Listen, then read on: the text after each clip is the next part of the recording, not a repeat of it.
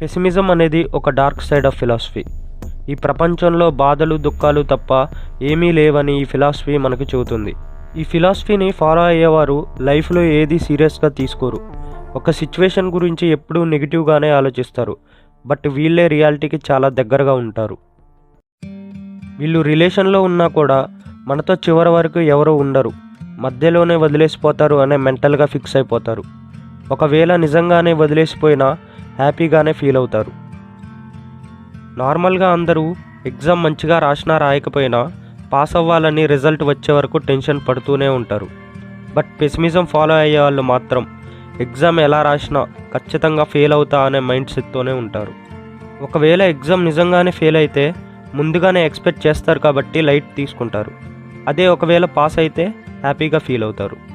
నీ జీవితం మొత్తం బాధలు కష్టాలు మాత్రమే ఉంటాయి. నువ్వు కష్టాల్లో కూడా సుఖాన్ని ఎత్తుక్కొని బ్రతికిన రోజే నీకు నిజమైన ప్రశాంతత ఏంటో తెలుస్తుంది. ఆర్థర్ షోపెన్హౌర్ చెప్పిన ఈ ఫిలాసఫీని బేస్ చేసుకొని చాలా మూవీస్ అండ్ వెబ్ సిరీస్ వచ్చాయి. బట్ నాకు నచ్చిన web series True Detective season 1లో రస్ట్ కోహ్లే క్యారెక్టర్.